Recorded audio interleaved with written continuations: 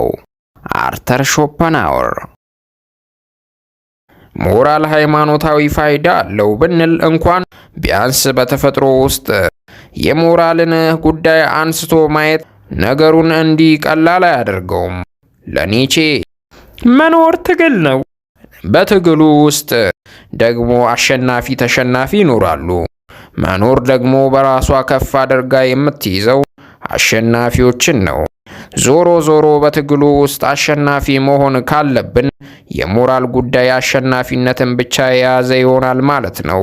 ይህንኑ ኒቼ ሲገልጸው The only good man is the man who succeeds ይለዋል። በአበሻዊ ትርጓሜ የተሳካለት ብቻ ቢናገር ይሰማ፣ ቢያስታርቅ ያስማማ ይሆናል። ምነው ቢሉ የሞራል ማደሪያ ከብርቶቹ ዘንድ ነውና።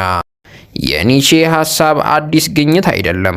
ከዘመናት በፊት ሶፊስቱ ጎርጂያስ አንስቶ የተከራከረበት እሳቤ ነበር የሚሉ ደግሞ አሉ።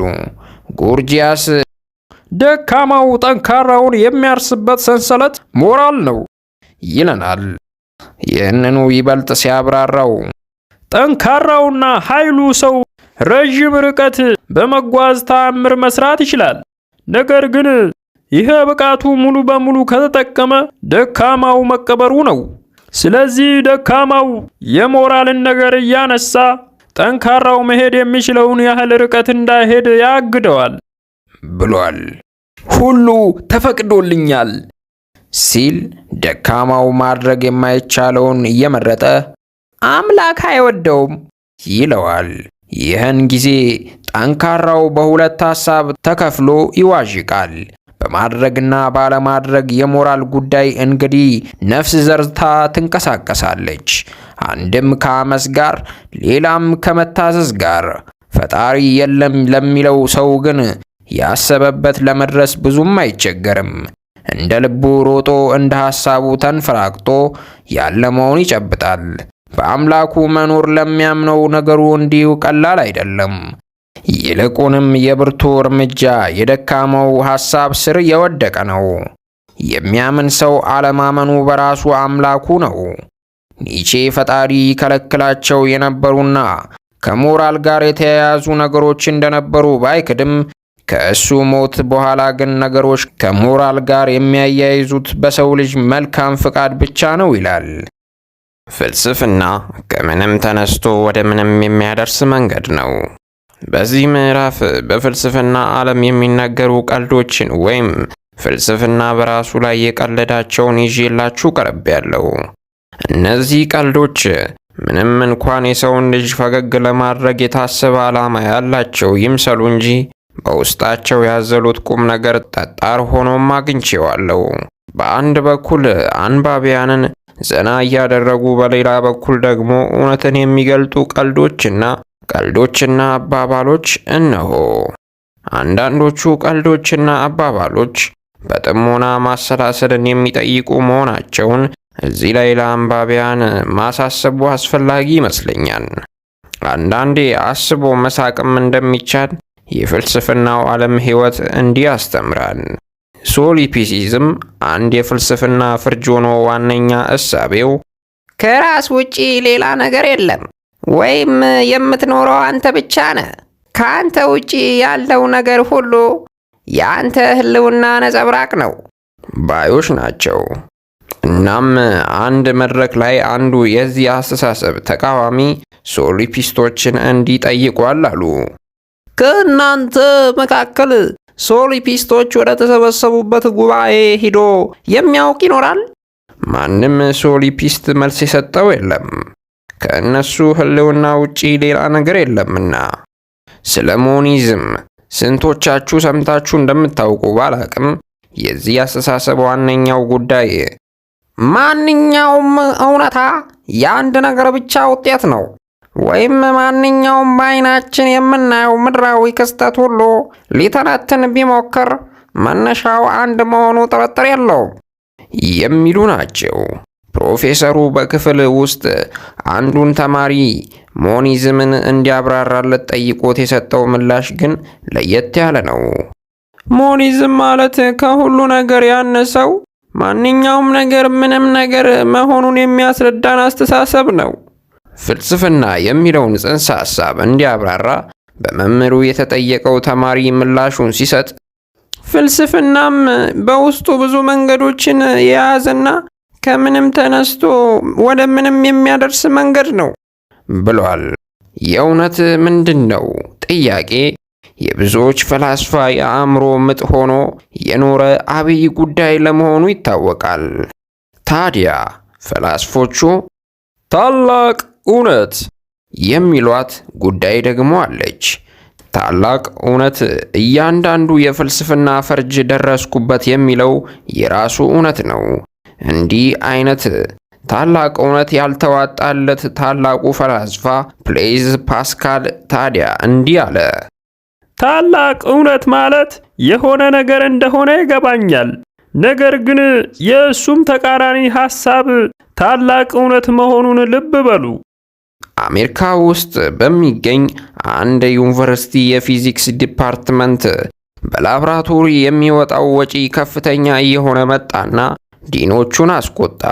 በዚህም ምክንያት የዲፓርትመንቱ ኃላፊ በዲኖቹ ተጠርቶ የሚከተለው ምክር ተሰጥቷል።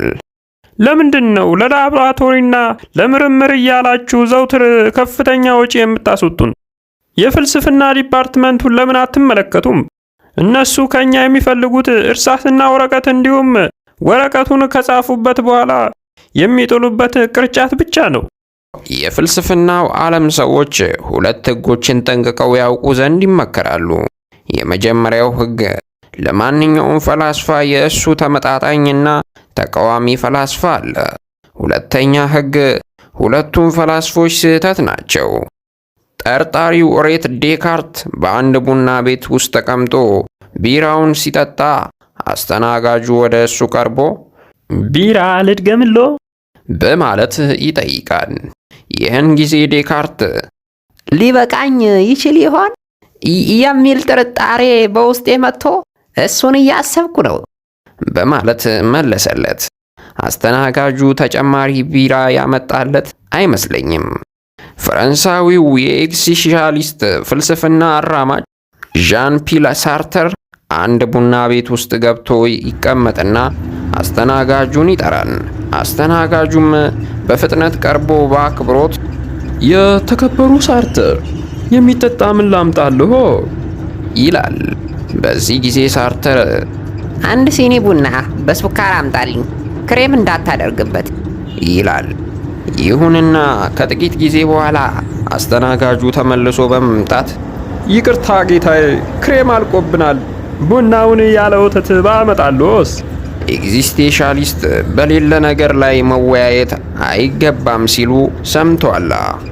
አንድ ወጣት ለመጀመሪያ ጊዜ የሴት ጓደኛ ተዋውቆ ይቀጥርና እሷ ዘንድ ሄዶ ምን ማውራት እንዳለበት ተጨንቆ ሲያስብ አባቱ ይመለከታል። አባቱም ጉዳዩን ከሰማ በኋላ ሄዶ ምን ማውራት እንዳለበት ይመክረዋል። ልጄ ሆይ ሁልጊዜ በምድር ላይ የሚከናወኑ 3 ነገሮች አሉ። እነሱም ምግብ፣ ቤተሰብ እና ፍልስፍና ናቸው ይለዋል።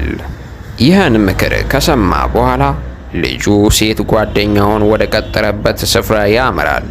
በዚያ ደርሶም ከልጅቱ ጋር ተገናኝቶ ወደ አንድ መናፈሻ ይዟት ይሄድና ጎን ለጎን ተቀምጠው ምን ማውራት እንዳለበት ማሰብ ሲጀምር አባቱ የነገረውን ምክር ያስታውስና ደረጃ በደረጃ ይሄድበት ጀመር።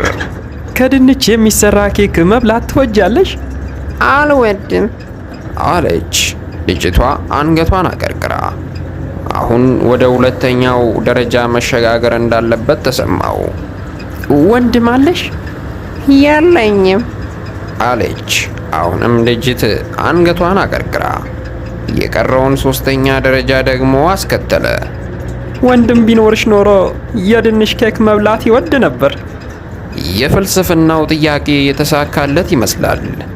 የቤቱ አምፖል ተቃጥሎ ለመቀየር በተለየ መንገድ አስበው ያውቃሉ? ቀጥሎ ያለውን ጥያቄ ይመልከቱ። አንድን አምፖል ለመቀየር ስንት ፈላስፎች ያስፈልጋሉ? ይህ ጥያቄ ከፈላስፎች ቢቀርብ የሚያገኙት ምላሽ። ፈላስፋ 1 በጣም አስፈላጊና አስደናቂ ጥያቄ ነው። ፈላስፋ 2 እስቲ ስለ አምፖል አሰራር አብራሩልኝ። ፈላስፋ 3 አምፖሉ መቀየር እንደሚያስፈልገው እንዴት እርግጠኛ መሆን ይቻላል? ፈላስፋ 4 3 ፈላስፎች ያስፈልጋሉ። አንዱ አምፖል ለመቀየር ሲሆን፣ ቀሪው ሁለቱ በዙሪያው ቆመው አምፖሉ በእውኑ ዓለም አለ ወይስ የለም በማለት የሚከራከሩ ናቸው።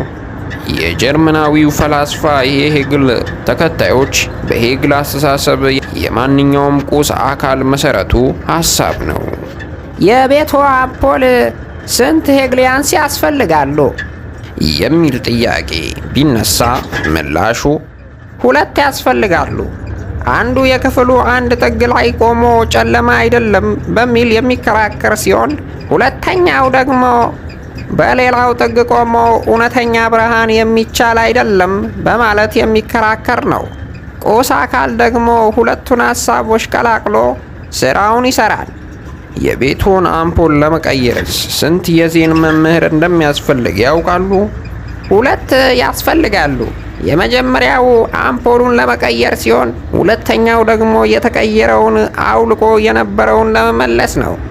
ቀጥሎ ያለውን ምክር የምናገኘው በአንድ የአሜሪካ ዩኒቨርሲቲ የተማሪዎች ሰሌዳ ላይ ተለጥፎ ነው። በፊዚክስ ላብራቶሪ ምንም ነገር አትመልከት። በኬሚስትሪ ላብራቶሪ ምንም ነገር አትቅመስ። በፊዚክስ ላብራቶሪ ምንም ነገር አትመልከት። በኬሚስትሪ ላብራቶሪ ምንም ነገር አትቅመስ። በባዮሎጂ ላብራቶሪ ምንም ነገር አታሽትት። በሕክምና ላብራቶሪ ምንም ነገር አትንካ። ከሁሉም በላይ ደግሞ በፍልስፍና ዲፓርትመንት ምንም ነገር አትስማ። አንድ ፈላስፋ ሕይወት ምንድን ነው የሚለውን ጥያቄ ለማሰላሰልና ምላሽ ለማግኘት በአንዲት ክፍል ውስጥ ራሱን ቆልፎና ከሰው ጋር ሳይገናኝ ለ10 ዓመታት ከቆየ በኋላ ይወጣል። ከዚያች ክፍል በወጣ በማግስቱ በመንገድ ላይ ሲዘዋወር አንድ የጥንት ጓደኛውን ያገኘውና ሰላምታ ከተለዋወጡ በኋላ ጓደኛው ለመሆኑ ይህን ያህል ዓመት ጠፍተህ የከረምከው የት ሄደ ነው ይለዋል። ሕይወት ምን እንደሆነች ለማወቅ ራሴን በአንዲት ክፍል ውስጥ ዘግቼ ሳሰላስል ነበር ይላል። ታዲያ ምላሹን አገኘክ? በማለት ጓደኛ ይጠይቃል። አዎ፣ ለእኔ እንደገባኝ ሕይወት ማለት በቀላሉ ሲገለጽ ድልድይ ማለት ነው ይላል። በጣም ጥሩ አስተሳሰብ ይመስለኛል። ሕይወት እንዴት እንደ ድልድይ ለመሆን እንደቻለች ብታብራራልኝ በማለት ይጠይቃል። ኦ በማለት ፈላስፋው ጥቂት አሰበና እንዲህ መለሰ። ምናልባት ትክክል ነህ። ሕይወት እንደ ድልድይ አይደለችም በማለት ይመልሳል። የፍልስፍና መምህሩ ወደ ክፍል ውስጥ ይገባና ለተማሪዎቹ የመጨረሻውን ፈተና ሊሰጥ ተዘጋጀ። አንድ ወንበር በማንሳት ከጠረጴዛ ላይ ያስቀመጠና እስከ ዛሬ በዚህ ኮርስ የተማራችሁትን ቁም ነገር ከግምት ውስጥ በማስገባት ይህ ወንበር አለመኖሩን አረጋግጡልኝ አለ። በዚህ ጊዜ ተማሪዎች የዚያን ወንበር አለመኖር ወይም መኖሩን እውነት አለመሆኑን ለማረጋገጥ መጻፍ ጀመሩ። ብዙዎቹ ለሰዓታት የፈጀ ጥናታቸውን ማብራሪያቸውን ሲጽፉ፣ አንድ ተማሪ ግን በ30 ሴኮንድ ውስጥ መልሱን ጽፎ ለመምህሩ በማስረከብ ክፍሉን ለቆ ሄደ። በነጋታው ፕሮፌሰሩ የተማሪዎችን ውጤት ይዞ መጣ። ከሁሉም ተማሪ ከፍተኛውን ውጤት ያገኘው በ30 ሴኮንድ ፈተናውን ጨርሶ የሄደው ነበር። ፕሮፌሰሩም እንዲህ አለ። ብዙዎቻችሁ የወንበሩን አለመኖር ለማሳየት ብዙ ደክማችኋል። ይህ ተማሪ ግን ከሁላችሁም በላቀ መንገድ ወንበሩ አለመኖሩን አረጋግጦልኛል አለ። ተማሪው ለጥያቄው የሰጠው ምላሽ እንዲህ የሚል ነበር። የቱ ወንበር የሚል መልስ ሰጥቷል።